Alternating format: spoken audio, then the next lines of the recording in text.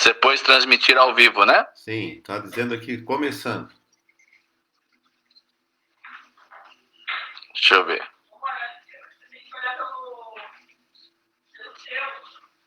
Opa, agora entrou, né? Deixa eu ver aqui, pastor, só um minuto. Agora eu estou ao vivo. Agora você está ao vivo, pastor. Está contigo agora. Oh, maravilha. E como é que eu sei que o povo já está entrando aqui? Aparece? Vai aparecendo quem está entrando. Ah, então vamos esperar um pouquinho aí a turma chegando. Você pode falar um oi, fica a seu critério, fique à vontade, pastor. Se quiser até falar que eu joguei você numa free vale churrasco, um vale churrasco, também pode. Tá certo. Tá certo. Uma costelinha assada que fica jóia. Ah, então aí, ó. Glória a Deus. Boa noite, queridos. Boa noite, pastor Oi, Daniel, pastora, pastora tudo Aline. Pastor. Oi. E agora, Glória a Deus, meu irmão. um beijo para vocês, queridos, que tenham um tempo muito abençoado na presença do Senhor Jesus. Legal, legal. Tá o povo já aí entrando. Aleluia. É muito bom estar com vocês aí hoje à noite, queridos irmãos. Graça e paz. O pastor Daniel me botou numa fria aqui hoje. Eu nunca fui usuário de Facebook, né? E ele me botou como administrador e eu tinha que clicar lá na minha página e depois na página de Curitiba. Rapaz, isso para mim foi mais difícil do que responder se um crente pode perder a salvação ou não, hein? Aleluia. Glória a Deus, glória a Deus. Mas o Daniel me prometeu que vai me pagar um churrasco depois dessa fria que ele me botou aqui. Mas mais do que isso, né? Não só me botou numa fria, mas eu consegui sair dela com a ajuda dele, né? Estamos aí firmes e fortes. Queria dizer para os irmãos que é uma grande bênção, uma alegria poder compartilhar a palavra de Deus com vocês hoje à noite. Nós estamos aí vivendo esse período de pandemia e muitas das nossas igrejas ainda estão online, em alguns lugares já estão com programações ao vivo, né? Presenciais. Nós, no domingo que vem aqui em Montemor, provavelmente vamos retomar os nossos cultos, né? A gente sabe que muitas pessoas não virão, assim, com a preocupação com a sua saúde, claro, né? Mas temos um grupo de pessoas aí também perguntando quando é que vamos retomar. Então nós vamos, no domingo que vem, vamos retomar os nossos cultos dominicais, ou melhor, apenas um pela manhã, e os demais continuam com gravação, né? E vamos fazer tudo conforme a autorização que a prefeitura emitiu, né? Nós estamos fazendo de maneira correta, com a permissão da prefeitura e seguindo todas as diretrizes e orientações que foram dadas por eles. Ok?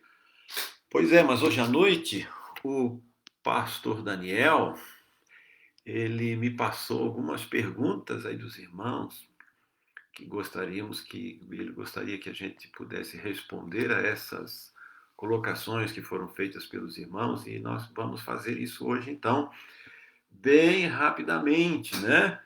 Não dá para a gente se estender muito em cada colocação, mas pela graça do Senhor, a sua palavra nos ajuda a responder bastante daquilo que é colocado aí pelos irmãos, né?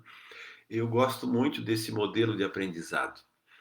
Fazer perguntas, isso é muito bom e necessário. Acho que a gente cresce quando a gente faz perguntas, né? E para a Bíblia também a gente deve fazer perguntas, né?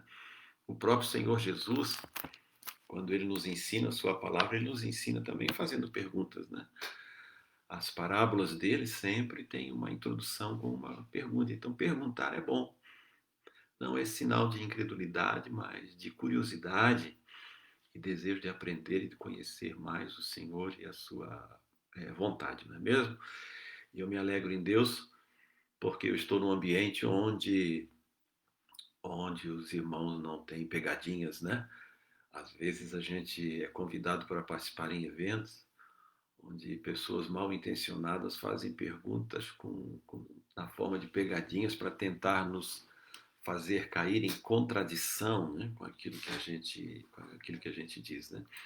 E pelo que o pastor Daniel colocou aqui nesses textos, né? A gente vê bem claramente o interesse que os irmãos têm em conhecer a palavra de Deus, em conhecer a vontade de Deus. Isso é muito legal, muito pertinente, muito necessário. Então nós vamos lá responder as perguntas de vocês, tá bom? Então, se tiver alguma interação, né, vocês podem enviar aí um zap para o pastor Daniel. O pastor Daniel repassa para mim e a gente vai tentando responder aquilo que os irmãos colocaram, né? Tem aqui 10 perguntas que foram colocadas. Eu espero poder responder todas elas nesta 1 hora que nós teremos juntos aqui. Ok, meus irmãos? E vou dar o desconto aí que eu levei, o tempo que eu levei para conseguir acessar a nossa live, né? Glória ao nome do Senhor Jesus. Mas antes vamos orar a Deus e pedir uma palavra espiritual para Ele. Vamos orar aí. Ore aí no seu lugar junto comigo. Querido Senhor Jesus, és Tu que revelas todas as coisas e nós pedimos para Ti hoje à noite a revelação do Teu poder e da Tua vontade sobre a nossa vida. Há palavras que precisam de entendimento e nós clamamos pelo entendimento delas para nós hoje à noite. Venha até nós, Senhor, e nos ensina a Tua boa, agradável e perfeita vontade. Perdoa-nos todos os nossos pecados. Santifica a nossa vida na Tua presença, na Tua palavra, no Teu sangue, para que só Tu venhas a ser glorificado na nossa vida. Nosso desejo é glorificar a Ti e a Tua vontade, a Tua palavra na nossa vida. Aguardamos no Senhor e lhe bendizemos, Pai, em nome de Jesus. Amém. Amém. Glória a Deus. Vamos lá então, irmãos. A primeira pergunta que está aqui é: o que é blasfemar contra o Espírito Santo? Já começaram bem suave, né, irmãos? O que é blasfemar contra o Espírito Santo? É uma pergunta já bastante difícil de a gente responder e de chegar exatamente naquilo que Jesus quis falar quando ele mencionou esta palavra, né? Eu quero ler lá com você o contexto em que Jesus mencionou esta frase, né? Isto foi em Mateus, no capítulo 12, os versículos 22 e em diante. Ele diz assim: então lhe trouxeram um endemoniado cego e mudo e ele o curou, passando o mudo a falar e a ver. E toda a multidão se admirava e dizia: é este porventura o filho de Davi? Mas os fariseus, ouvindo isto, murmuravam: este não espere demônios, senão pelo poder de Beelzebu, maioral dos demônios. Jesus, porém, conhecendo-lhes os pensamentos, disse: todo reino dividido contra si mesmo ficará deserto, e toda cidade ou casa dividida contra si mesma não subsistirá. Se Satanás espere a Satanás, dividido está contra si mesmo. Como, pois, subsistirá o seu reino? E se eu expulso demônios por Beelzebu, por quem os expulsam vossos filhos? Por isso eles mesmos serão os vossos juízes. Se, porém, eu expulso demônios pelo Espírito de Deus, certamente é chegado o reino de Deus sobre vós. Ou como pode alguém entrar na casa do valente e roubar-lhe os bens sem primeiro amarrá-lo? Então lhe saqueará a casa. Quem não é por mim é contra mim, e quem comigo não ajunta, espalha. Por isso vos declaro: todo pecado e blasfêmia serão perdoados aos homens, mas a blasfêmia contra o Espírito Santo não será perdoada. Se alguém proferir alguma palavra contra o Filho do Homem, ser-lhe-á isso perdoado. Mas se alguém falar contra o Espírito Santo, não lhe será isso perdoado, nem neste mundo, nem no porvir. Pois então vamos bem rapidamente tentar dizer o que o Senhor Jesus está querendo transmitir para nós.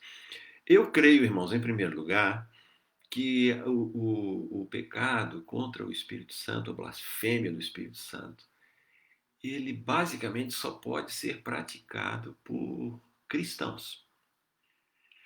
Apenas pessoas que conheceram o Senhor e o seu Espírito é que podem blasfemar contra ele. Por quê? Porque Jesus disse que esse pecado não será perdoado. toda pessoa que não conhece a Jesus, ela está em condenação, porque ela ainda não foi perdoada e ela ainda não se arrependeu. E quando a pessoa se arrepende e se volta para o Senhor Jesus, tornando-se uma nova criatura, então a Bíblia diz que ela tem todos os seus pecados perdoados, ela está perdoada permanentemente. E ela deverá, então, quando pecar ou tropeçar na sua vida cristã, confessar os seus pecados e receber o lavar do sangue de Jesus sobre aquilo que confessou. Assim a Bíblia ensina. Então, quando Jesus diz, se alguém falar contra o Espírito Santo ou referir-se a ele, dizendo que a obra que ele fez, isso é uma blasfêmia, a obra que o Espírito Santo realizou não era dele, mas era do demônio. Só alguém que vive nesse ambiente, que teve uma experiência, que pode dizer algo nesse sentido. Então o pastor está dizendo que pessoas que se desviam do Senhor são as que eventualmente podem cometer esse pecado contra o Espírito Santo. Essa é a minha opinião.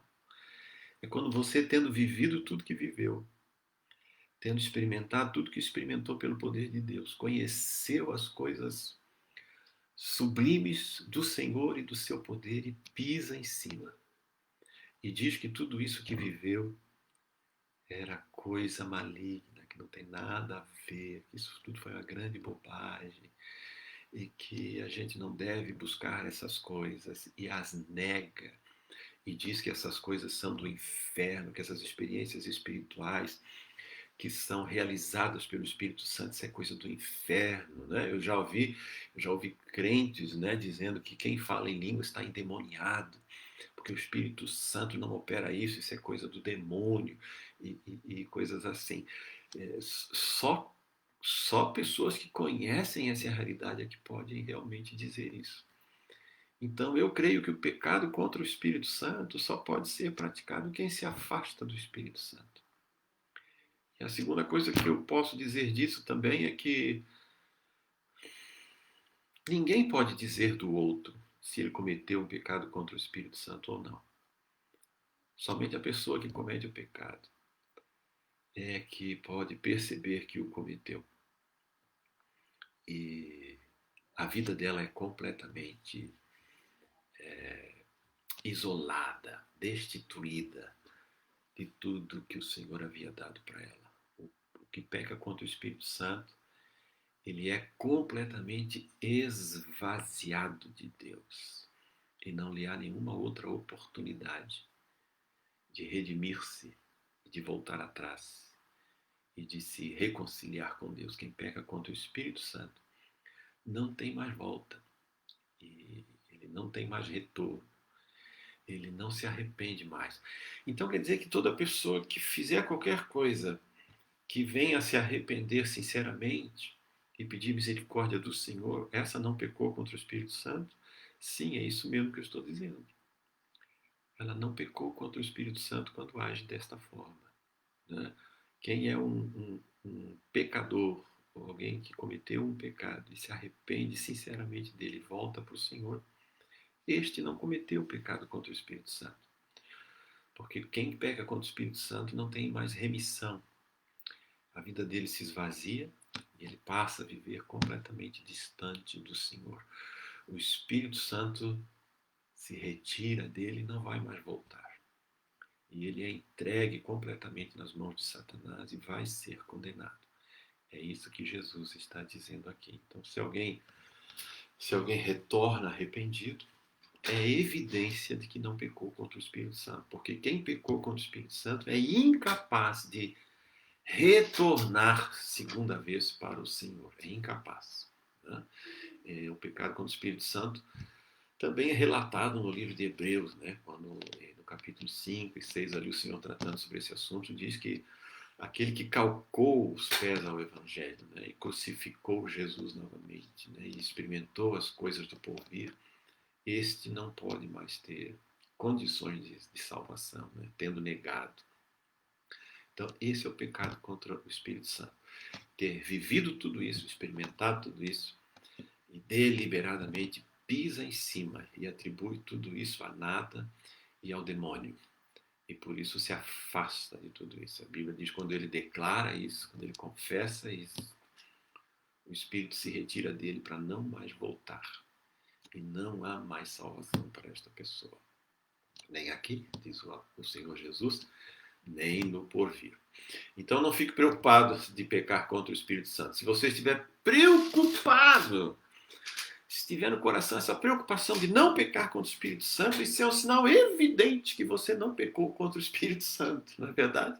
Porque quem pecou contra o Espírito Santo não tem mais esse tipo de sentimento, não tem esse tipo de arrependimento, não tem esse tipo de preocupação. Está completamente entregue ao pecado e a Satanás. Então não tenha essa preocupação. Não é verdade? Digo isso para consolar e animar o seu coração. Não fique com medo de tendo falado alguma coisa. Será que eu pequei contra o Espírito Santo? É muito difícil, muito difícil, muito difícil pecar contra o Espírito Santo. Então, repito, um coração arrependido e contrito sempre tem essa possibilidade da volta, né? E que bom que o Senhor trata assim os seus filhos pródigos, que vão embora, perdem todos os seus bens, se arrependem e voltam, né? Muitos vão embora e dizem que não querem mais saber da fé, não querem mais saber de Jesus, mas não pecaram contra o Espírito Santo. Eles não negam Jesus, não negam a fé, mas caem no pecado. Esses, o Senhor Jesus disse, se arrependerem do que estão praticando, poderão ser recebidos na casa do Pai com toda a alegria, né? Com todo o amor que Deus tem para oferecer àqueles que se arrependem e voltam para Ele. Né? Bendito seja o nome do Senhor Jesus por causa disso. Amém? Muito bem, essa foi a primeira pergunta.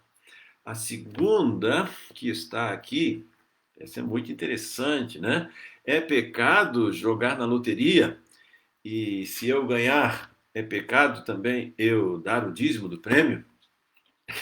Pecado é não dar o dízimo, né, irmão?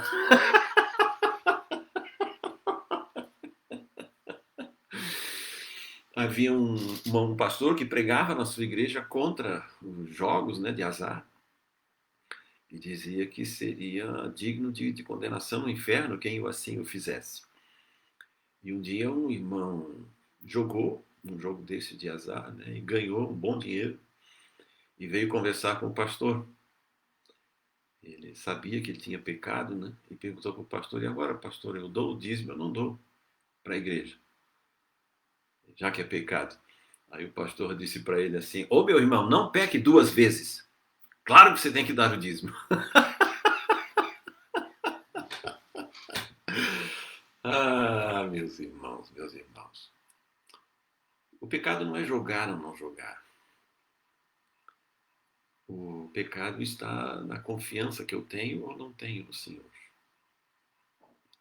Se eu jogo na esperança de querer ganhar alguma coisa, de enriquecer, a minha pergunta é: que tipo, até onde está a dimensão da minha confiança ao Senhor e à sua palavra?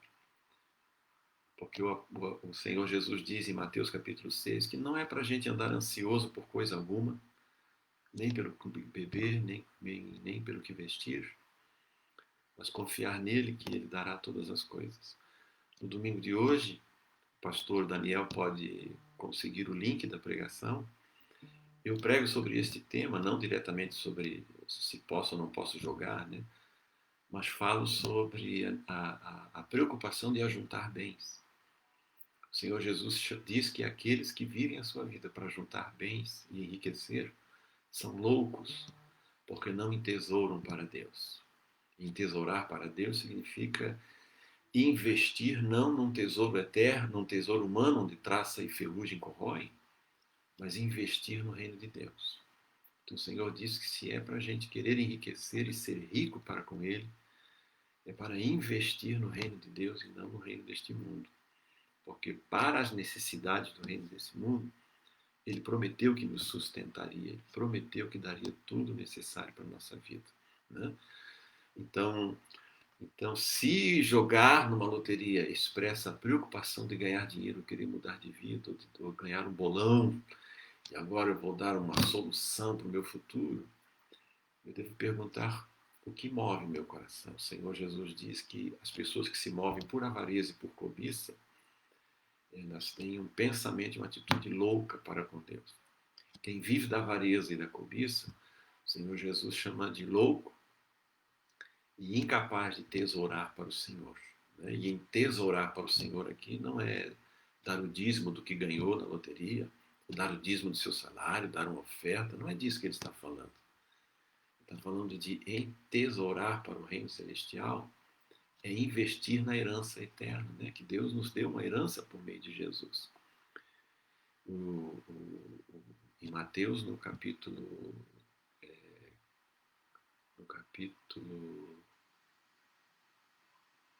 4, e em Lucas, no capítulo 4, o Satanás diz para Jesus: todos os reinos do mundo me foi dado, toda a riqueza da terra me foi dada e eu dou para quem eu quiser. Né? E o Senhor Jesus rechaçou o diabo com tudo que ele disse. Né? Então essa atitude deve ser a minha também e a sua. Né? Aqui não cabe para a gente dizer se é errado ou se é certo jogar ou não jogar. O errado e o certo é sondar o coração e saber por que eu estou fazendo isso, com que intenção eu faço isso, com que preocupação eu faço isso. Porque as coisas externas, isso as pessoas podem julgar, mas as coisas do coração, essas é Deus que julga, né? E que eu e você não sejamos chamados de loucos por estarmos investindo naquilo que não é pão, por aquilo que não é eterno, né? Por aquilo que não vem do Senhor para a nossa vida. Então tome muito cuidado, disse o Senhor Jesus, porque a vida de um homem não consiste na abundância dos bens que ele possui. Aliás, se nós considerarmos de maneira mais restrita ainda o que Jesus disse, ele disse que nós deveríamos ter um comportamento de pobres e não de ricos. Né? Ainda que tivéssemos bens, deveríamos nos comportar como pobres, como quem não tem nada e depende do Senhor. Porque quanto mais a pessoa tem, mais a tendência da sua cobiça e da sua ganância é se manifestarem mais e ele confiar menos no Senhor. Então, o dinheiro é um problema. Sim, o desejo por ele é um problema, diz em 1 Timóteo no capítulo 6, né? O amor do dinheiro é a raiz de todos os males. Com dízimo ou sem dízimo, o dinheiro e o apego a ele podem trazer muitos problemas para a vida. Né? O apóstolo Paulo, naquele capítulo, chega a dizer que muitos naufragaram na fé por causa desse interesse na sua cobiça. Então, tomemos o devido cuidado para não deixar que a prosperidade tome conta do nosso coração. O Salomão foi abençoado por Deus com muita riqueza. E essa riqueza, diz a Bíblia, junto com as mulheres que ele ajuntou por causa do dinheiro que ele tinha, lhe desviaram o coração do Senhor. Então, nós todos devemos tomar todo cuidado e zelo para não nos desviarmos do Senhor com respeito a ter e a utilizar-se dos bens que nós podemos ter na terra. Então, tomemos nós muito cuidado para não sermos enganados por Satanás. Ok? A terceira pergunta que foi feita aqui diz: qual a posição da fonte sobre a volta de Jesus? Nós somos pré-milenaristas? Somos milenaristas ou pós-milenaristas? Há também uma outra pergunta: nós somos pré-tribulacionistas? Nós somos tribulacionistas ou somos pós-tribulacionistas? Alguém me perguntou isso uma vez e eu, de maneira assim um pouco mais descontraída, eu perguntei para esse irmão: irmão, o que significa cada uma dessas três posições? E ele disse assim: o pré-tribulacionista é aquele que acredita que o Senhor Jesus vai voltar antes da grande tribulação. O tribulacionista é aquele que acredita que o Senhor Jesus vai voltar durante o período da tribulação dos 7 anos. E o pós-tribulacionista é aquele que acredita que Jesus virá depois, que não só os incrédulos, também a igreja ter passado pela tribulação. Aí eu brinquei, né, e disse: eu prefiro a primeira, então.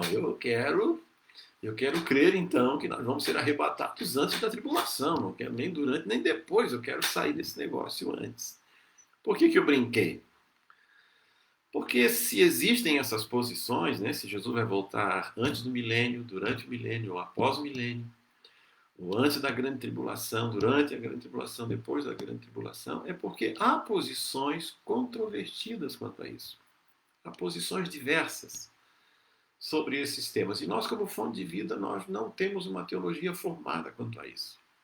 Nós até hoje não temos e não tivemos o interesse de formular uma teologia nos moldes das igrejas históricas, na maneira como elas o formulam.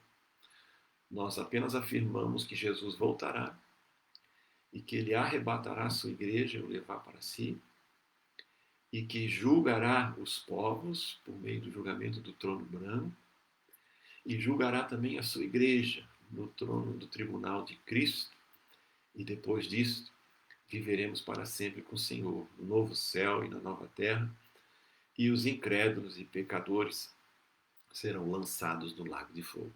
Agora, os detalhes de como isso se sucederá, irmãos, há 2000 anos que os irmãos e a igreja vêm escrevendo sobre isso e não se chegou a acordo nenhum.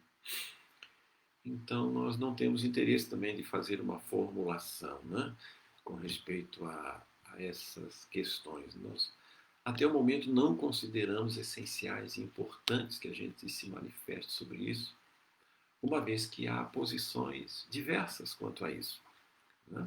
Alguns irmãos entre nós afirmam categoricamente que vai acontecer dessa ou daquela forma, né? Fazem ousadas asseverações. Eu não as faço.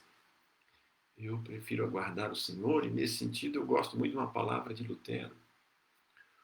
Lutero, quando foi perguntado sobre o futuro e sobre a volta do Senhor Jesus, ele resumiu toda a sua fala dizendo assim: se eu soubesse que Jesus iria voltar amanhã, eu ainda hoje plantaria uma macieira. Uma macieira leva, às vezes, 5 a 7 anos. Um enxerto um pouco menos, né? Mas levava de 5 a 7 anos para dar a primeira florada. E aí você pergunta, mas se Jesus vai voltar amanhã, para que eu vou plantar uma macieira hoje? O que Lutero estava querendo dizer é que a grande preocupação não é sobre quando ou como Jesus voltará, né? Falar mais alto, tá? Estou pedindo para falar mais alto. Ah, estão pedindo para falar mais alto? A Marli veio aqui me ajudar. Vou ver se eu chego mais perto da câmera aqui.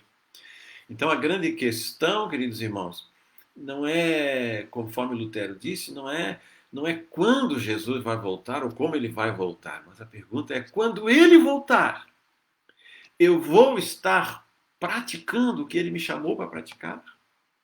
Ele disse assim: feliz o servo que quando eu voltar estiver praticando aquilo que eu mandei ele praticar. Esse é o segredo da vida cristã, e não tanto a preocupação de como a volta será. O importante é nós sabermos: Jesus voltará. E nós sabemos que ele voltará. E nós queremos aguardar preparados para a volta dele, né? Ele chegou a dizer uma vez que aquele servo que soube da vontade dele e não se preparou adequadamente, esse vai ser disciplinado com mais açoites. E aquele que não soube a vontade do seu Senhor e não se preparou adequadamente vai receber menos açoites. Jesus está falando ali do tribunal de Cristo, né? Que nós, cristãos, vamos ser julgados pelo Senhor quando ele voltar. Não para condenação, mas para repreensão e correção em nossa vida, né? E depois, então, estaremos para sempre com ele. Mas o segredo da vida cristã não é saber quando e nem como Jesus voltará, mas é estar preparado para a volta dele. Eu espero que Jesus volte logo, né? Mas espero também que a igreja se mobilize grandemente, fortemente, para fazer a obra do Senhor até que ele venha, quando ele chegará para buscar a sua igreja no nome do Senhor Jesus. Amém? Vamos lá para a quarta pergunta que foi feita aqui, né? Aleluia! Quarta pergunta diz assim: uma pessoa que mora junto com o namorado pode exercer ministério na igreja? A resposta bem rápida e objetiva é não. Não pode. Não pode. Quem mora com uma pessoa que considera namorado ou namorada, ele está dizendo que não foi feito entre ele e ela, ou entre ela e ele, não foi feito um pacto de casamento. E se não foi feito um pacto de vida em comum, eles só estão vivendo juntos sem um pacto, eles se consideram namorados, significa que a qualquer momento eles podem cada um partir para a sua, porque eles são namorados, é isso que está sendo dito aqui, né? Então, a qualquer momento, cada um deles pode voltar para sua casa e viver como separados um do outro, porque só namoram, né? Essa é a ideia que está por trás. Então, realmente não pode, porque quem só namora e tem relacionamento sexual, a Bíblia diz que eles estão fornicando. Fornicar é prática de sexo, de relação sexual entre pessoas solteiras. Pessoas solteiras que praticam relacionamento sexual, a Bíblia chama de fornicadores, pessoas que praticam esse tipo de impureza sexual. E por isso, não só não podem exercer lugar na igreja, como não exercem lugar nenhum no reino de Deus. Estão condenados pelo Senhor por viverem assim. Os fornicadores não herdam o reino dos céus. O reino dos céus. Agora, se essa pergunta está querendo dizer que esse casal está vivendo junto, embora ainda não se casou no papel, ainda não foram no cartório, não tem um relacionamento oficializado, mas eles têm um pacto de vida em comum, aí eu diria que sim, é possível. É possível, sim. Eles estão casados, eles não são namorados. Eles estão vivendo juntos, embora ainda não formalizaram.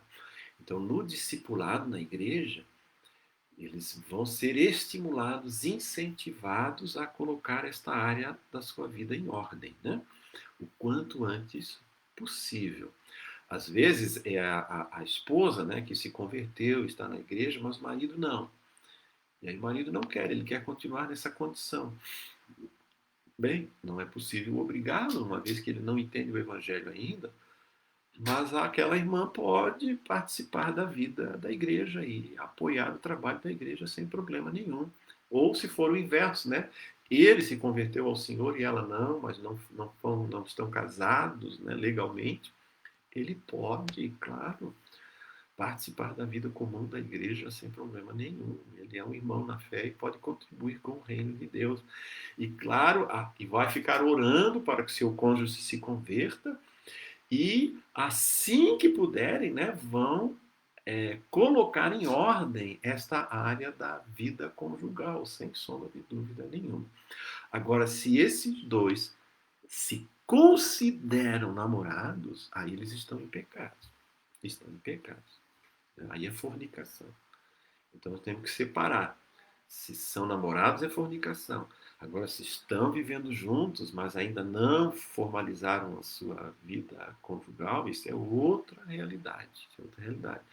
Eles se reconhecem como marido e esposa, se amam, são fiéis um ao outro, alguns têm até filhos, já estão há anos com a família constituída. Não há problema nenhum. Porque o casamento aos olhos de Deus é superior ao casamento aos olhos dos homens, não é verdade, irmãos? A Bíblia diz que quando a gente deixa pai e mãe, se une um ao outro, tornando-se uma só carne, essas três dimensões, elas formam um casamento. Então, mesmo que não tenham o papel assinado, mas estão vivendo juntos, debaixo do mesmo teto, eles estão casados e não podem se separar.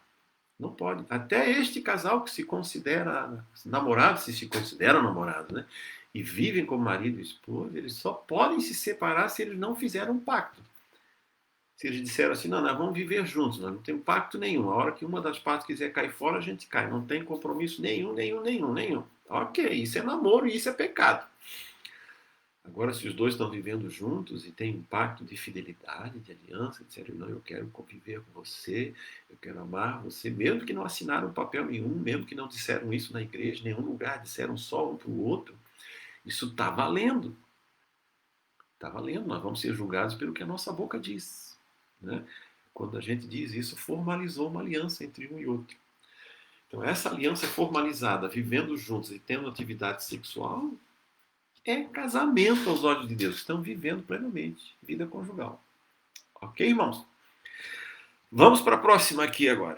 Vamos ver o que é que vamos poder responder aqui. Melhorou o som? Se a minha esposa disser que sim, então eu vou continuar assim. Espero que tenha melhorado aí o som com os irmãos. Amém? Vamos para a quinta pergunta. Quando oramos pelos outros, ficamos mais vulneráveis a problemas? A resposta deveria ser não, de maneira nenhuma. De maneira nenhuma.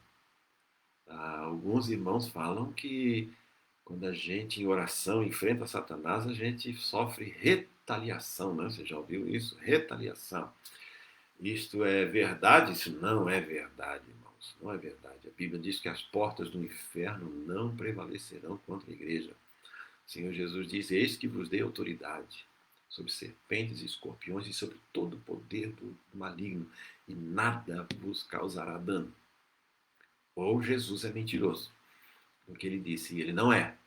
Seja cada um de nós ou todos nós mentirosos, e seja ele verdadeiro no que ele disse. Né? Não é.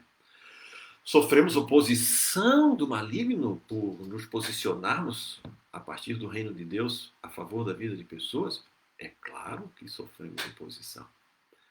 Mas se nós somos retaliados e prejudicados por causa disso, pela mão do Satanás, é sinal de que a nossa vida de fé, a nossa vida pessoal está enfraquecida, ou há pecados na nossa vida que estão permitindo uma ação do maligno. O maligno precisa de uma porta para atingir a gente.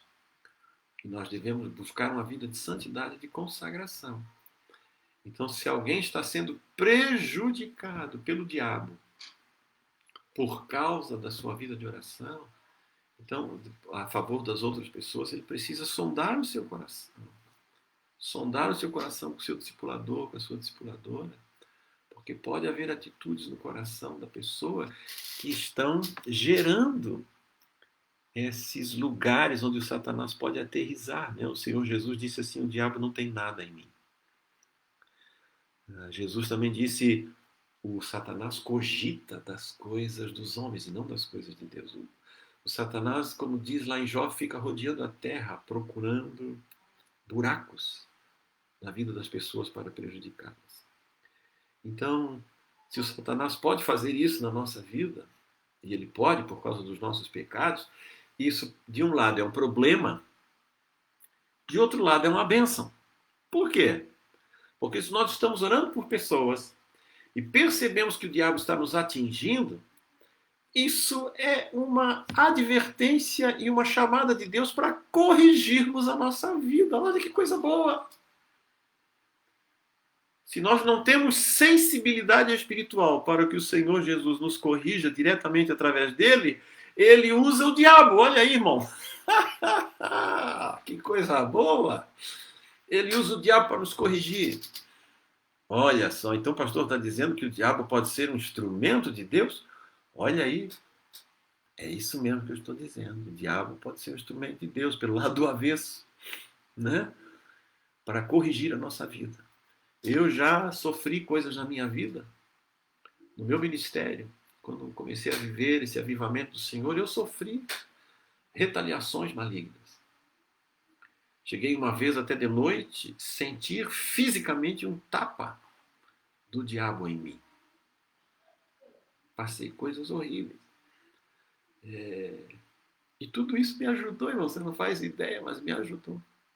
Porque eu fui correr para o Senhor e fui buscando santificação nas diversas áreas da minha vida e fui purificando e santificando pelo sangue do Senhor Jesus.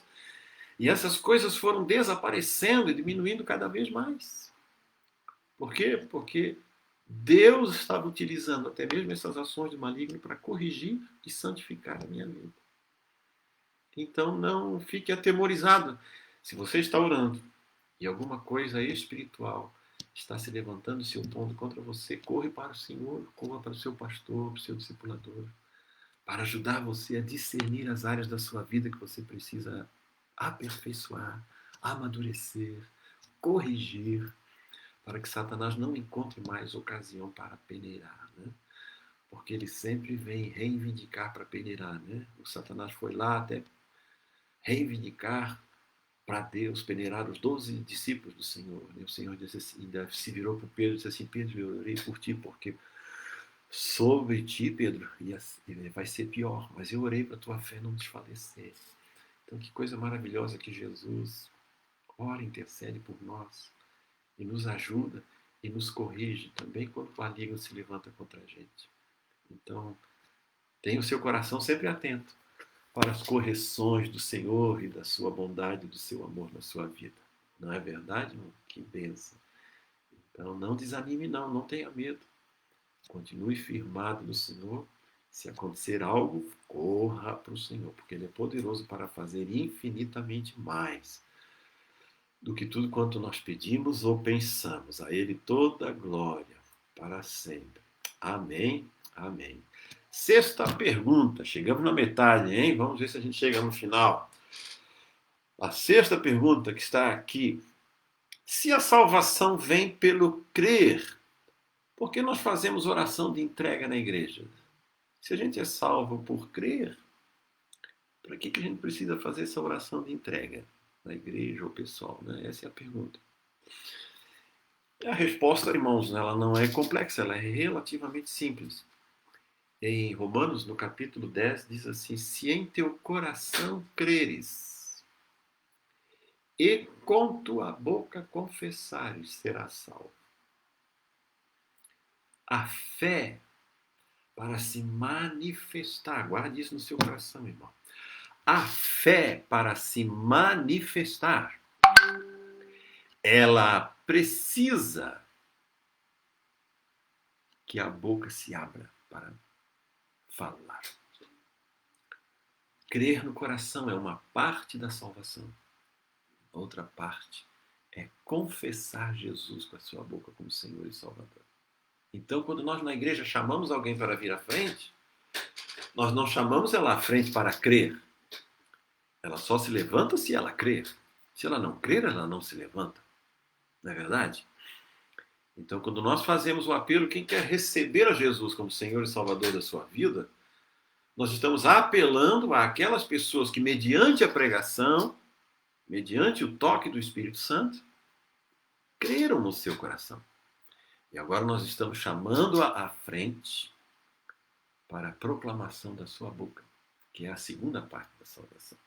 Toda pessoa que crê precisa confessar a Jesus como Senhor e Salvador da sua vida. A confissão de Jesus como Senhor, ela é necessária tanto quanto a crença no coração. Essas duas partes precisam caminhar juntas. Né? Então, toda pessoa que eu prego o Evangelho, e que se ela diz que crê, ela diz que crê porque eu fiz a pergunta. Você crê no Senhor Jesus de todo o seu coração? E ela diz, creio que Jesus é o meu Senhor. Né? O eunuco, quando o Filipe pregou para ele no livro de Atos, ele perguntou, o que impede que eu seja batizado? E o Filipe responde, que creias de todo o teu coração que Jesus é o Senhor. E ele respondeu, eu creio. E aí foi batizado. A fé, ela se manifesta pelo falar. Então todos nós devemos manifestar isso, né? Manifestar publicamente é o que o Senhor Jesus deseja que a gente faça. Né? A uma pessoa muda e surda, você deve perguntar, né? A gente faz essa pergunta para o mudo e surdo. E a fala dele é o balançar a cabeça. Quando ele balança a cabeça, ele está dizendo isso. Ele está publicamente manifestando para mim, que o evangelizei, que ele crê no Senhor Jesus Cristo. Então, a fé do coração precisa ser manifestada de alguma forma. E por isso a gente faz a oração do pecador. Ela está presente no testemunho da Escritura, que nada mais é do que ajudar a pessoa a abrir a sua boca e confessar com a sua voz que Jesus é o Senhor da sua vida, assim como ela creu no seu coração. Né? Ok? Espero que tenha respondido a esta sexta pergunta. Vamos para a sétima. Ela diz assim: uma pessoa que esteja em algum pecado que não quer deixar pode ser perdoada por Deus? O homossexual vai para o céu? Ele não deixa de ser homossexual, apenas diz que Deus é amor? Se eu entendi bem a pergunta, né, eu vou tentar respondê-la da maneira como eu entendi. Uma pessoa que esteja em algum pecado que não quer deixar pode ser perdoada por Deus? Sim, claro que pode. Assim que confessar. Em 1 João capítulo 1, versículo 8 e 9, diz assim: se confessarmos os nossos pecados, Ele é fiel e justo para nos perdoar os pecados e nos purificar de toda a injustiça. Se confessarmos os nossos pecados. O Senhor Jesus, quando pregou o Evangelho, no Evangelho de Marcos, especialmente, quando ele começa a pregação, ele diz: arrependei-vos e crede no Evangelho. Então há sempre um chamado ao arrependimento. Se eu tenho vivido um pecado conscientemente, não me arrependo dele e quero praticá-lo de maneira consciente, sem nenhum arrependimento, Deus não pode me perdoar. Ele só vai me perdoar se eu me arrepender dele, confessar isto ao Senhor, né? É como o fariseu e o publicano orando, né? O fariseu orando cheio de orgulho e de soberba, né? Pecando e ainda ofendendo o publicano, dizendo que não era igual àquele homem, né? Na parábola que Jesus conta. E o publicano diz de cabeça baixa, dizendo, né, no seu íntimo: ser propício a mim, que sou pecador. Uma atitude de arrependimento é o que Jesus espera do coração das pessoas. Então, um coração impenitente, diz o apóstolo Pedro, né, não pode alcançar graça da parte de Deus. A graça de Deus se manifesta nos que se humilham, nos que quebrantam e os que se arrependem, né? A mulher adúltera, em João, no capítulo 4, quando ela é 8, perdão, quando ela é trazida à presença do Senhor Jesus, né, pelos demais homens, e dizem, ela foi pega em flagrante adultério, e a lei manda que ela seja apedrejada. Que dizes tu? E Jesus diz: quem não tem pecado, jogue a primeira pedra. E diz que dos mais velhos até os mais novos, todos foram saindo, e ela ficou sozinha com o Senhor Jesus. Jesus levantou-se, levantou os olhos, olhou para ela e perguntou: onde estão os que te condenavam? Não estão mais aqui? Ninguém te condenou? E ela responde: não, Senhor, ninguém me condenou. E Jesus responde para ela: eu também não te condeno. Vai e não peques mais. Então, sair do pecado é uma condição, né, para aqueles que amam o Senhor. Em 1 João está escrito: aquele que crê no Senhor não vive mais pecando. Ele pode cometer algum pecado, né, consciente, mas ele logo se arrepende, ele corre para o Senhor e busca maneiras de não viver mais naqueles pecados, né? Ele os confessa ao seu discipulador, ele os confessa a Deus para ser perdoado, a sua liderança, para alcançar cura e completa restauração naquela área da sua vida, para que não peque mais naquelas áreas, né? Mas a atitude de arrependimento deve estar sempre presente na vida daqueles que assim o fazem. E a segunda parte é: e o homossexual? Ele será salvo? A resposta bíblica, tanto em Romanos, no capítulo 1, quanto em 1 Coríntios, no capítulo 6, a resposta contundente do Senhor é não. Os homossexuais praticantes não herdarão o reino dos céus. Por quê, pastor? Porque eu só sou um fornicador quando eu fornico. Eu só sou um adúltero quando adultero. Se eu não adultero, eu não sou adúltero. Se eu não tenho relações, se eu sou solteiro e não tenho relações sexuais, eu não estou fornicando. Se eu não roubo, eu não sou ladrão. Se eu não mato, eu não sou assassino. E se eu não tenho relações homossexuais, eu não sou homossexual. Ser tentado é uma coisa, cair na tentação e praticá-la é outra. O pastor quer dizer então que uma pessoa que tem desejos homossexuais, inclinações e tentações nessa área, ele pode ser salvo como um crente? Sim, ele pode. Como crente, confessando a Jesus como Senhor e Salvador, e não praticando esse pecado.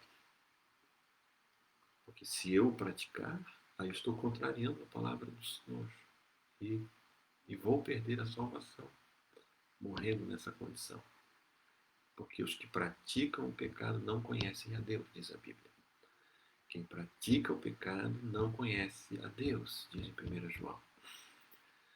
Então, a gente não condena quem tem pensamentos impuros na área da homossexualidade. Assim como não condenamos quem tem pensamentos impuros como solteiro em relação a outra pessoa do outro sexo, nem condenamos quem tem algum pensamento ou desejo impuro com respeito à esposa do vizinho ou marido, coisa desse tipo, né? Ou alguma vontade de praticar algum delito, desde que ele não o faça, mas corra para o Senhor para vencer essas tentações, ele está dentro do propósito de Deus. Né? Então, assim é que a gente entende. Mas uma pessoa que tem desejos homossexuais, ele pode casar com uma pessoa do outro sexo? Eu creio que sim, ele pode, porque se ele entende que isso é uma tentação na área pecaminosa, mas ele tem um desejo sexual também para com a pessoa com quem ele ama e se casou, é claro que ele pode casar-se. Mas eu aconselharia a só realmente casar-se com uma pessoa, né, na hora que ele entendesse que ele tem completamente vencido esses sentimentos e desejos, todos esses traumas emocionais, toda essa violência emocional e sexual que ele possa ter vivido na sua história tenha sido superada, vencida, completamente tratada na presença de Deus. Né? Eu conheci um irmão muito querido numa outra igreja e tive uma conversa com ele. Ele diz assim, desde adolescente eu vivi no homossexualismo e me converti ao Senhor Jesus fazem, ele disse, 7, 8 anos. Ele disse, eu preciso sempre lutar contra isso, que isso é uma tentação na minha vida. E eu, por causa disso, decidi não casar. Eu não vou ter relacionamentos com nenhuma mulher, porque eu ainda tenho tentações assim nessa área e quero viver servindo ao Senhor. Já estou há 7 anos vivendo assim. Eu fiz um voto de ser eunuco. Eu vou servir ao Senhor como solteiro. Não quero colocar nenhuma pessoa, né, nessa situação que eu estou vivendo. E eu achei assim, uma decisão muito bacana. Ele se fez eunuco por causa do reino de Deus. Né? Tomou essa decisão para com o Senhor.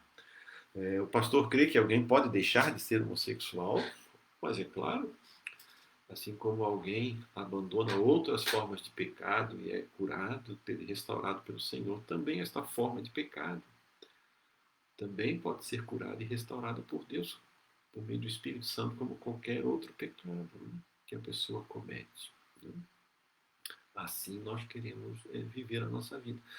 Nós recebemos pessoas homossexuais na igreja, mas é claro, a nossa igreja está aberta a receber todas as pessoas.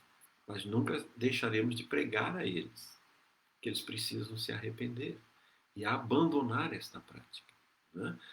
Nós já recebemos pessoas em nossa igreja aqui que eram assim, viviam maritalmente, tanto homens quanto mulheres, aqui na igreja, que foram muito bem recebidos, acolhidos na graça de Deus aqui, e que por causa do ambiente na igreja que foram acolhidos e pelo poder da palavra de Deus que foi lhes pregada, abandonaram.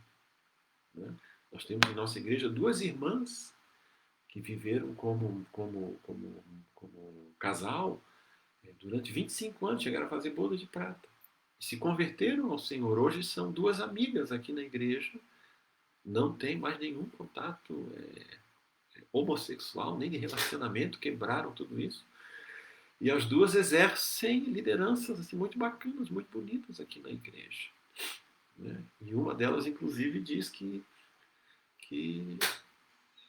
não tem mais nenhum sentimento e nem desejo nenhum nesta área. Né? Que coisa bacana que Deus está fazendo e operando na vida da gente. Então, assim nós entendemos a palavra de Deus e a praticamos segundo a bondade do Senhor. Amém? Espero ter respondido de maneira tão rápida, né? Esta pergunta. A oitava. Como honrar pais não convertidos sem desonrar a Deus? É relativamente simples. A gente só deixa de honrar pai e mãe quando pai e mãe dão alguma direção, ordenam para a gente qualquer coisa, querem que nós pratiquemos coisas que ofendem a obediência ao Senhor Jesus. Quando a obediência ao Senhor é ofendida pelos nossos pais, então a gente se nega a sujeitar-se a eles. Mas, do contrário, vamos sempre sujeitarmos, né, quando estamos vivendo no seu lar como filhos, e honrá-los sempre como pai e mãe, independentemente das posições pessoais, religiosas, políticas que tiveram. Né? Hoje em dia até a política está separando irmãos na fé e família, né, de maneira vergonhosa. Bolsonaristas que não falam mais com quem não é, e agora viramos de esquerda e de direita, e tantas bobagens, irmãos. Eu queria dizer que nós, assim, na Fonte Church, não sei, não posso falar em nome dos outros, mas nós na Fonte Church queremos dizer com todas as letras, nós não somos de direita nem de esquerda, muito menos de baixo. Nós somos de cima, do Senhor. Né? Nós não somos esquerdistas nem direitistas. Não estamos fechados com fulano nem com Beltrano, seja para um lado, seja para o outro. Estamos fechados com o Evangelho. E por causa do Evangelho, sempre vamos abençoar quem está governando a gente. Agora abençoamos o presidente Bolsonaro. Oramos por ele. E pedimos a Deus para que o seu governo seja um governo abençoador e transformador para toda a nossa sociedade, para todo o nosso povo. Né? Então, honrar pai e mãe, honrar autoridades, e a quem honra em todas as dimensões da vida, é uma chamada do Senhor para nós. A gente só deve se opor naquelas áreas, naquelas situações aonde está sendo dada uma direção que ofende a minha obediência ao Evangelho. Fora disso, continuo honrando. Né? Se o presidente Bolsonaro manda a gente praticar alguma coisa que é contrária à minha consciência ao Evangelho, eu não vou praticar. Então quer dizer que agora eu vou desonrá-lo? Não, de maneira nenhuma, vou continuar honrando. Meu pai, de repente, diz lá para mim que eu devo mentir e enganar. Ó, diz isso assim, e por causa da minha fé eu me nego a fazer isso. Eu vou me negar e vou dizer ao meu pai, infelizmente eu não vou fazer isso. A minha fé e a minha obediência ao Senhor Jesus impedem que eu faça isso. Mas é só isso, no resto eu honro e obedeço ao Senhor em tudo. O Senhor é meu pai. Né? Então, o fato do meu pai ter um comportamento, uma atitude nessa ou naquela área, não significa que eu devo desonrá-lo. Não, meu pai é alcoólatra. Eu não vou honrar ele porque ele vive mais bêbado do que isso e aquilo. Não, Senhor, eu vou honrar o meu pai, sim, eu vou fazer o melhor para ele e por ele. Somente naquelas áreas que ele eventualmente exigir de mim algo que eu não posso dar por causa da minha fé em Jesus, aí sim eu vou dizer, né? Como disse Pedro e João e os demais discípulos disseram ao Sinédrio, né? Antes importa obedecer a Deus do que aos homens, quando eles disseram, olha, nós vamos soltar vocês, mas a partir de hoje vocês estão proibidos de falar nesse nome. Ele disse, não, isso nós não podemos, nós somos obedientes a vocês em tudo. E tudo que vocês, como nossos líderes, mandarem a gente fazer aqui no cotidiano da vida, a gente faz.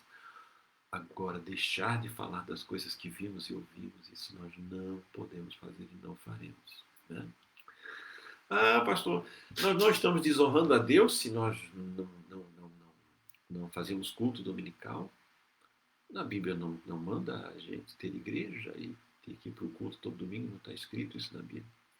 Está escrito que nós não devemos negar o Senhor diante das autoridades. Agora, práticas desse tipo, a gente não desonra as autoridades, né, nessa área, porque elas não estão exigindo que nós neguemos o Senhor, só estão exigindo que por causa da pandemia a gente não se reúna. Então são duas coisas bem distintas, bem diferentes, que nós devemos levar em conta, né, quando falamos sobre estes assuntos. Ok? Espero ter respondido esta pergunta também. Muito bem, vamos para a nona pergunta. Nona pergunta. Se uma pessoa na igreja não se arrepende e faz outros irmãos pecarem, o discipulador pode deixar de discipular e só orar pela pessoa? Uau! A gente só abandona o discípulo se o discípulo quiser ser abandonado. Em nenhuma outra hipótese a gente abandona o discípulo. Nenhuma. Por mais impenitente, pecador e coração endurecido que ele seja, nós vamos lutar por ele sempre. Nós vamos até o fim pela vida dos nossos discípulos, não é mesmo? A gente quer o melhor para eles. Quer o melhor para eles. Mas eu devo tolerar os pecados que o meu discípulo comete? São coisas que ele peca, evidentemente, que não devem ser praticadas e ele as está fazendo e não se emenda, não se corrige. Bem, aí o Senhor Jesus diz algumas coisas em Mateus no capítulo 18.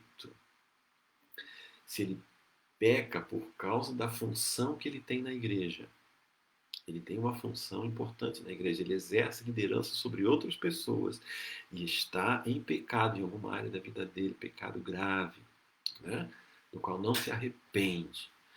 Ou ele pecou contra mim, está lá em Mateus 18, e não se arrepende, continua falando mal, criticando.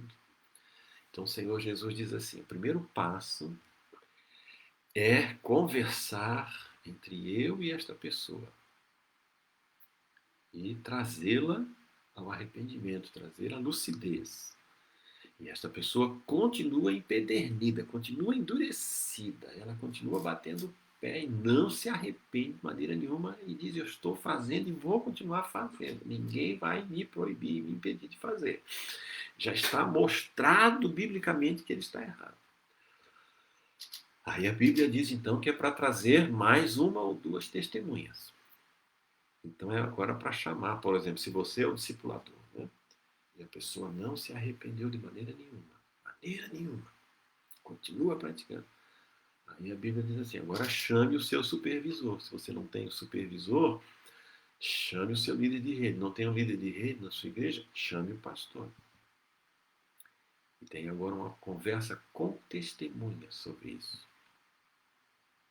Está acontecendo assim, assim, assim, assim. Depois da conversa, faz um encontro, 2 encontros, 3 encontros, e ele continua dizendo, não, é assim que eu vou viver, é assim que é, e ninguém vai mudar isso de mim. E biblicamente já está claro que ele está errado. Está mais do que evidente que ele está errado. Ele até viu que ele está errado, não, mas eu vou continuar assim. Aí a Bíblia diz que o terceiro passo é levar para a liderança da igreja. Ele deve ser levado para o conselho da igreja. Para a comunhão dos presbíteros, né, dos líderes. O assunto deve ser apresentado lá. E ele se vira para toda a liderança da igreja e diz, eu não vou mudar isso na minha vida. Vai ser assim e pronto. Ninguém se mete na minha vida. Ninguém tem o direito de se meter na minha vida. Mas já está constatado o problema. E ele continua empedernido e não se dobra de maneira nenhuma. Aí a palavra de Deus diz que ele deve ser expulso da igreja. E ser falado publicamente na igreja. De que ele não se arrependeu. Por causa disso, daquilo. E por isso, a partir de hoje, ele não é mais membro da igreja Fonte Church. Por causa desse motivo. Ele está excluído do convívio da igreja. Isso a palavra de Deus ensina a gente fazer. Pastor Luiz, o pastor já fez isso? Já. Eu tive um obreiro, muitos anos atrás, que foi flagrado em adultério. Eu conversei com ele fortemente e ele negou, continuou negando, e continuou se encontrando com a moça. Depois eu trouxe o assunto para o nosso conselho de pastores mais próximos que nós tínhamos. Trouxemos ele continuou negando e disse que não era como estavam falando, etc, etc. Nós tínhamos as provas e ele disse que não, é mentira, é mentira, é mentira. Não é verdade. Levamos ao conselho da igreja. E após levar ao conselho da igreja, eu fui conversar com ele e ele disse que não era assim, que não era verdade. Que ele não queria praticar isso. E nós, então, dissemos que a partir daquela data ele não era mais obreiro da igreja. Não seria mais obreiro da igreja em hipótese nenhuma. E que ele não estava mais autorizado a orar por ninguém, não estava mais autorizado a aconselhar ninguém da igreja naquele período. Ele estava excluído do ministério. Ele não poderia mais exercer esta função no nosso meio. E ele disse, se eu não posso ser obreiro aqui na igreja, então eu vou sair, porque nós queríamos tratá-lo ainda, né? Nós não expulsamos da igreja, a gente tirou de todas as funções e agora vamos começar um tratamento com você, vamos pegar firme para tratar essa área da sua vida. Ele não quis e se retirou da igreja. Hoje até já está, até onde eu sei, está casado com outra pessoa, nem foi com aquela com quem ele adulterou e depois até ficamos sabendo de outros casos que vieram à tona. Assim nós agimos. Então esse é o caminho, mas a gente não abandona a pessoa. A gente aplica o princípio da palavra de Deus. E se tiver que se afastar da gente, que seja ela que se afaste, não a gente, por causa do seu pecado e do seu coração endurecido. Né? Agora essa pessoa se humilha e diz que quer ser tratada, né? A gente tem que fazer isso com muito amor e carinho, né? Com muita proteção. Quando eu falei publicamente desse irmão, eu falei à igreja, nem citei quais foram os pecados que ele cometeu, né? Nós não o expomos nem publicamente, fomos muito generosos com ele nas nossas decisões. Então, ser muito zeloso com as pessoas com quem a gente vai falar, né? E não expô-la publicamente. Mas tomar decisões para que as pessoas não fiquem em cima do muro ou fiquem no nosso meio praticando pecados e a gente ganhar a fama de ser uma igreja tolerante com o pecado dos outros. Né? O Senhor Jesus disse que não é para ser tolerante com o pecado, é para ser tolerante com a pessoa, com o pecado dela não. E se ela não suportar a disciplina e a orientação que a gente quer dar, o Senhor mesmo disse, considere-a gentio e publicano. Né? Considera como não mais um irmão na fé. Né? Está excluída dessa comunhão se ela não se arrepende. Então, não havendo arrependimento, haverá necessariamente o afastamento e a exclusão. Né? O apóstolo Paulo chegou a dizer assim, que nós não devíamos nos afastar dos incrédulos, né? Que se for para se afastar dos incrédulos, então a gente tem que sair do mundo, não dá. E como é que nós vamos evangelizar e ganhar pessoas se nós nos afastarmos dos incrédulos? Mas aqueles que se dizendo irmão, for caluniador, for ladrão, adúltero e começar a estar praticando coisa dizendo-se irmãos, ele diz assim, com esse você nem deve se sentar para comer. Nem se sentar para comer.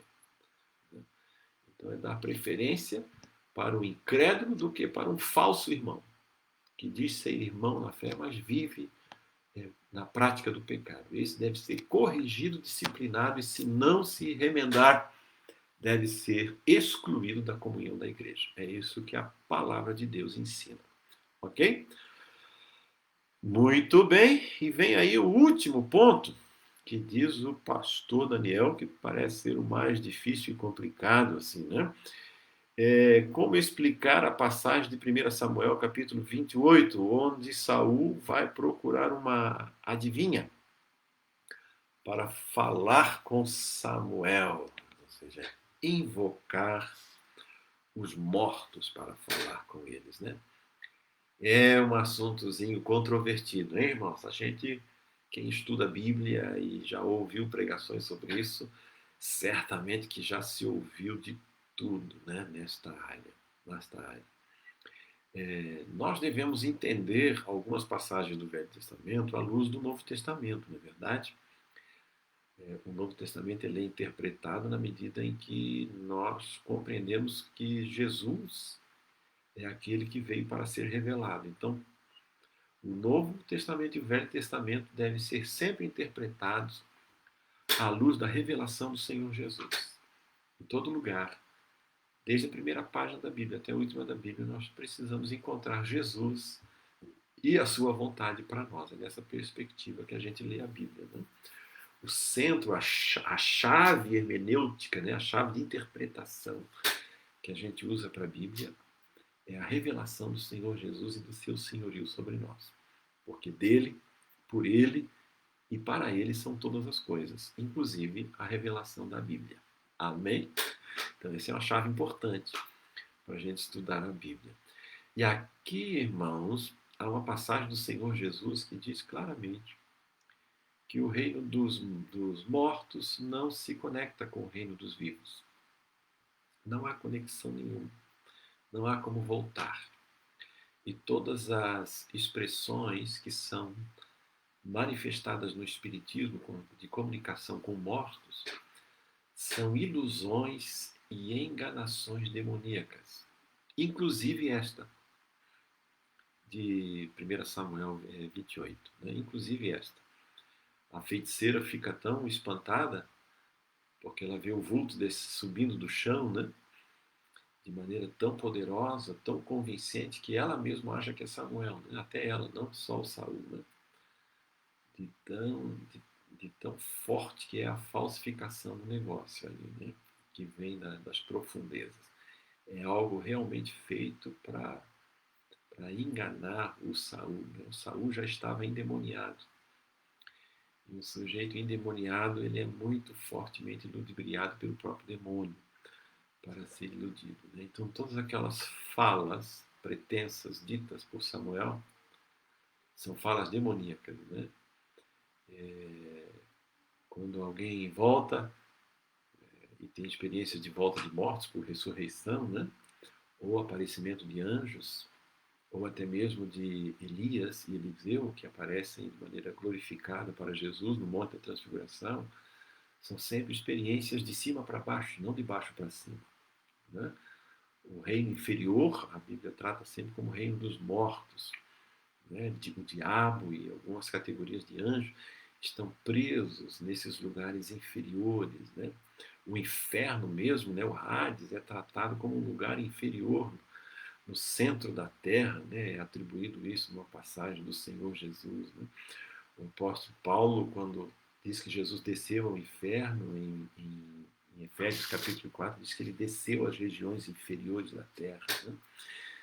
Então há essa compreensão de que as coisas que são de baixo, elas são vindas de Satanás do inferno, né? Essa simbologia, essas alegorias da Bíblia, né?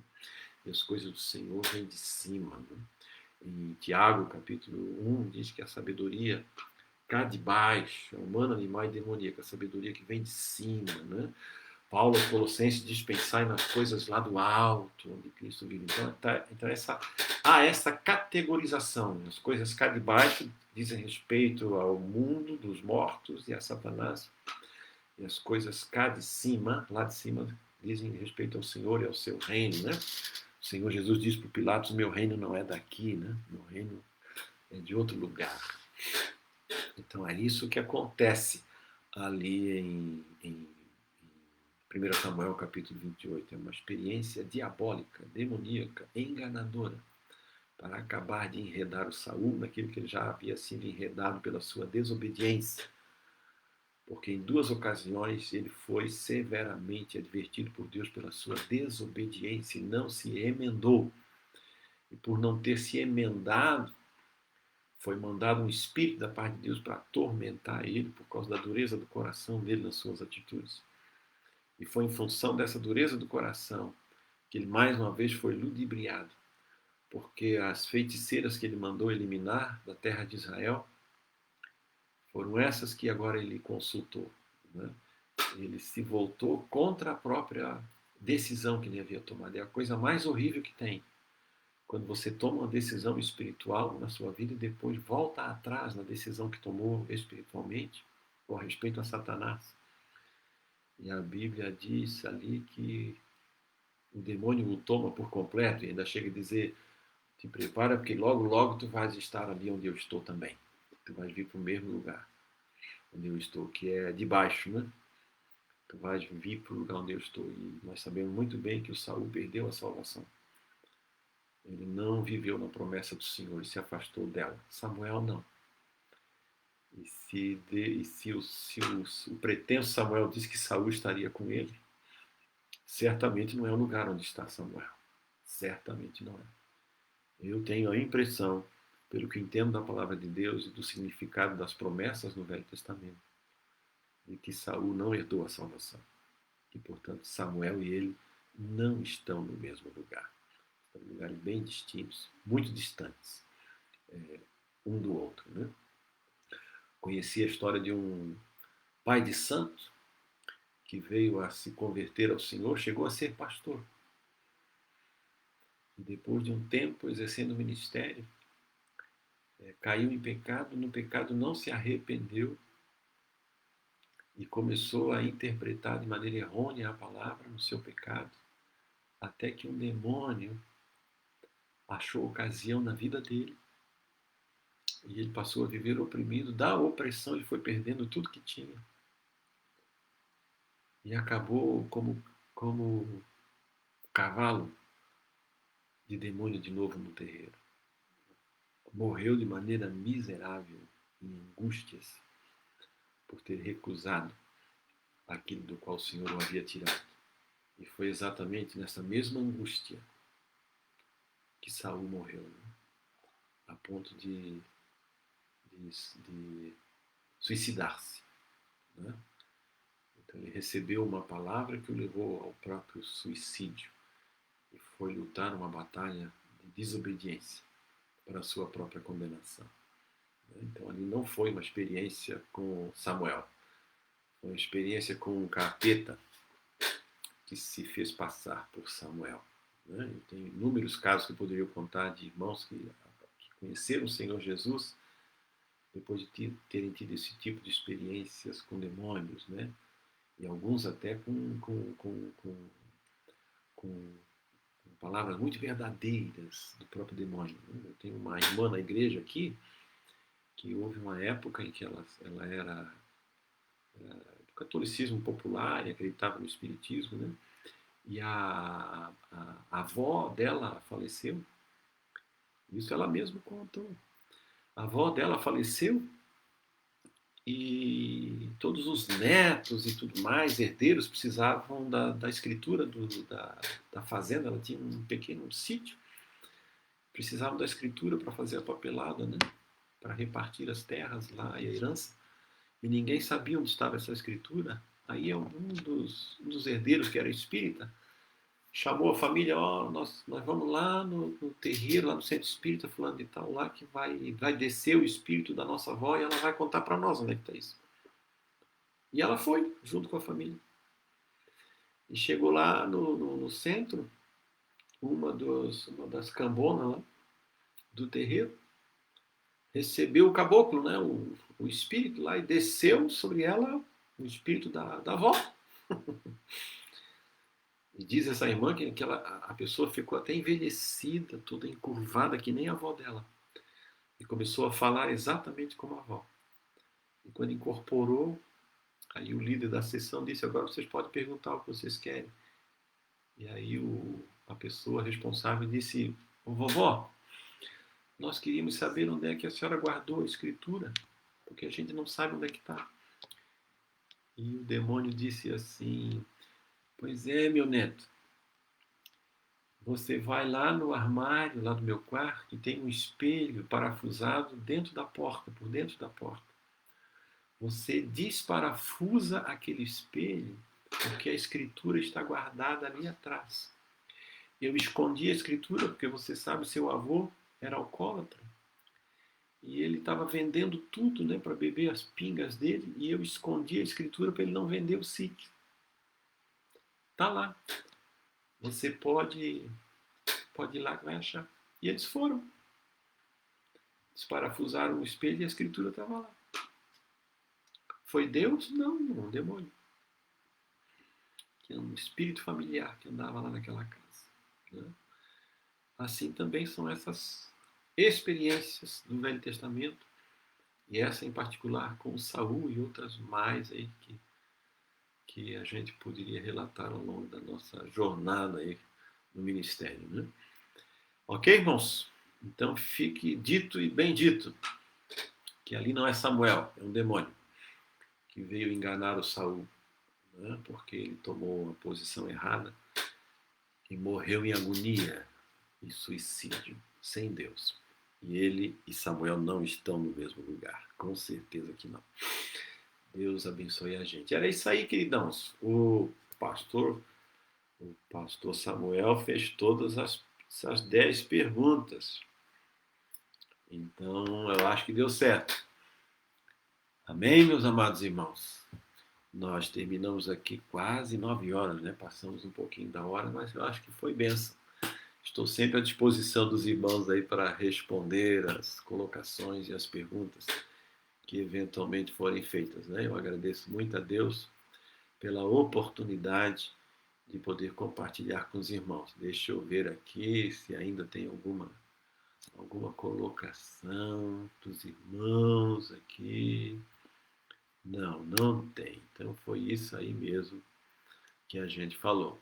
Quando vocês quiserem fazer um outro evento desse aí, estamos à disposição. É só a gente combinar com o pastor Daniel e a gente vai experimentar uma coisa bem bacana aí junto com vocês.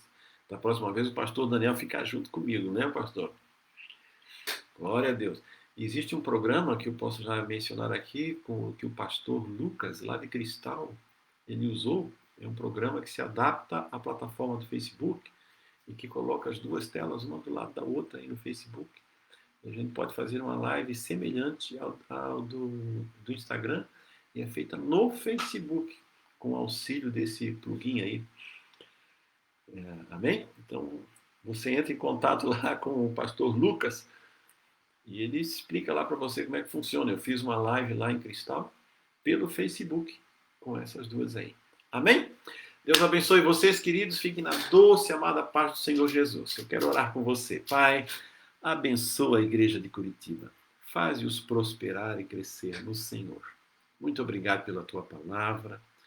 Eu rogo pela vida do Daniel, da sua esposa, Senhor, da sua família bendita, que eles sejam cheios do Espírito Santo e de sabedoria para responder a todo aquele que pergunta a razão da nossa fé. Muito obrigado pela tua palavra, pelo teu amor e pela tua presença. Pai, muito obrigado pelo Deus que o Senhor é para nós. Enche-nos com o Espírito Santo e com fogo, Senhor, que vem do seu altar. E faze-nos, Senhor, ganhar esta geração para ti e cuidarmos bem dela. Nós pedimos a tua bênção e a tua direção no nome precioso e amado de Jesus. Amém. Amém. Amados, um beijão no coração. E não se esquece, pastor Daniel, você está devendo um churrasco para mim aí, né? E nós vamos comer um churrasquinho aí nessa igreja amada de Curitiba, no nome do Senhor Jesus. Beijão no coração. Valeu, queridos. Tchau, tchau.